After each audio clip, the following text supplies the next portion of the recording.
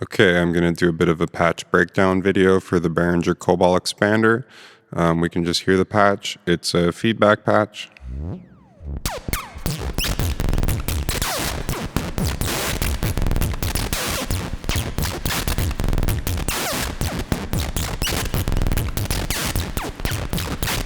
So there's no external modulation or sequencing going on here.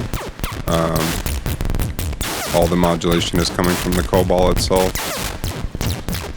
If we take out this audio output, which is going to the voltage processor, the patch changes significantly. If we lower the volume, you get a different amount of feedback, so you get a different sound. And then the filter is in the feedback loop as well.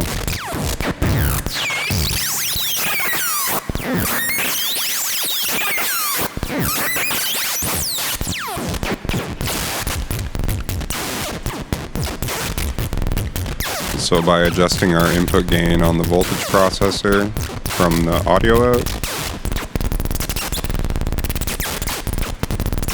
we can get different patterns.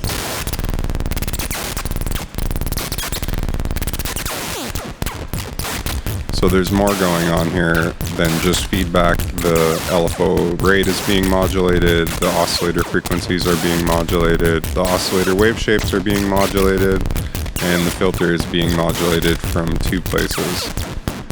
So if we get rid of the oscillators,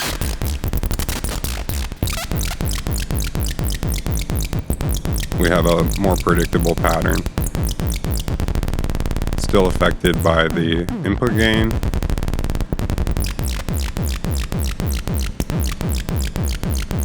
And the LFO.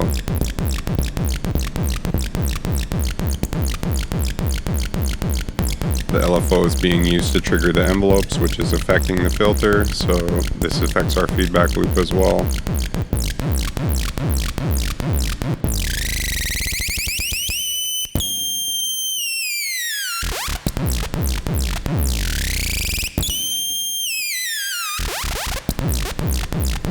The headphone output I'm taking to the second input of the voltage processor. It doesn't make a huge difference, but it does add some extra feedback. It's a little different than just increasing the level, so I like to take both of these. We'll bring the oscillators back up.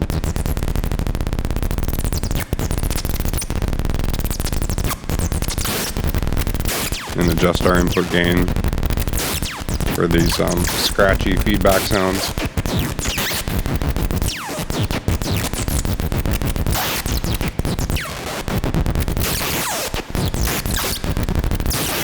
So there's no random generator on the Kobol, but if you have enough modulation going on between the oscillators and LFO and add some feedback, you can get some pseudo-random patterns.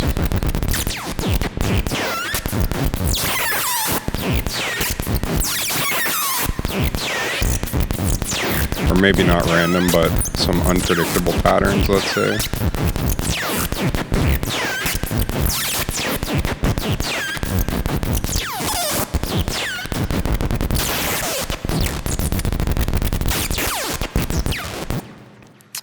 So on the Behringer 2600, I was experimenting a lot with patching outputs to outputs.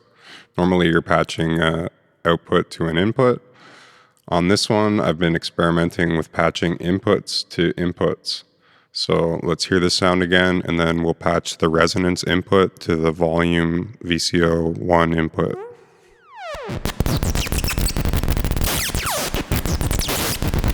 So here's our patch.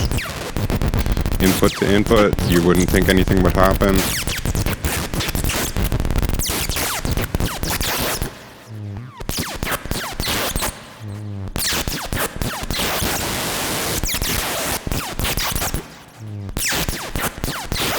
It's radically affected our pattern.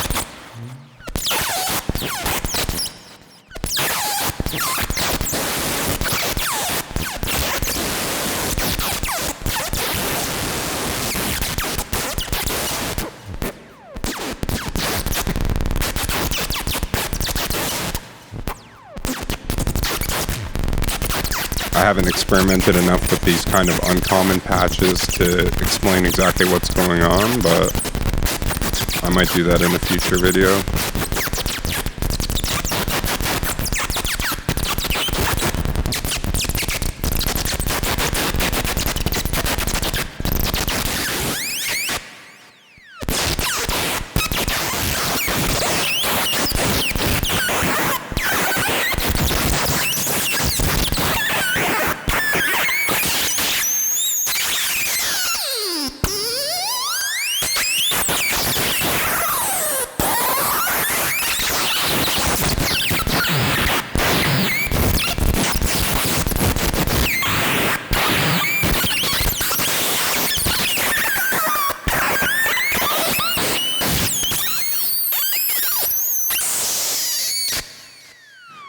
So other synths have a hard time doing a patch like this because most synths don't have voltage control over their oscillator waveform.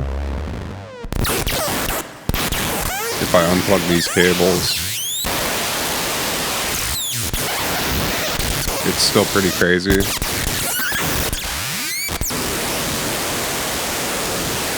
But it'll fall into more steady patterns.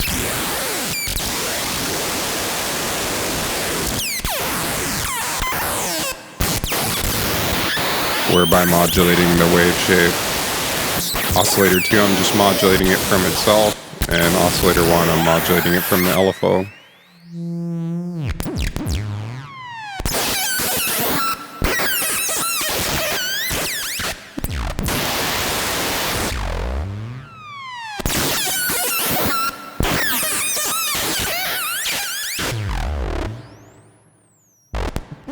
So I guess for fun we can unpatch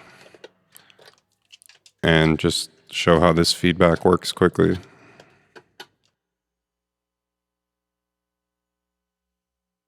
Kind of a lot of cables for one little synth.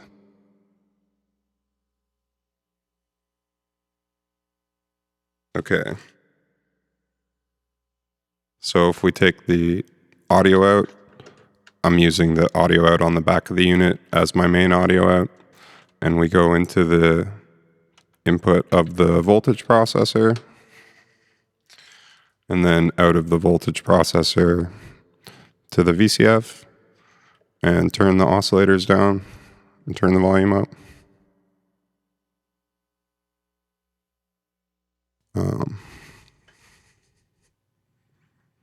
Try the reverse out.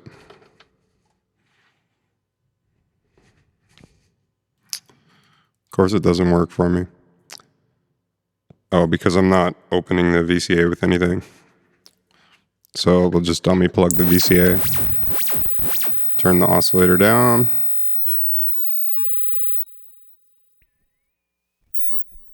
And take the normal out. So that took a while, but that's how we get feedback.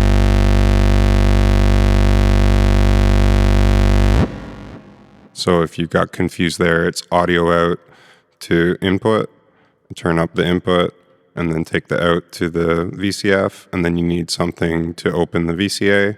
So either just like a cable plugged into it, or you could use the LFO to trigger it.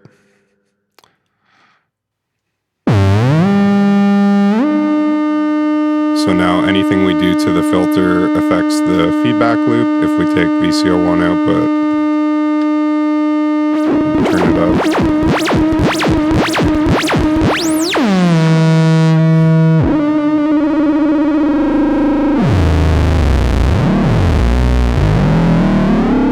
Now you can start messing with the feedback.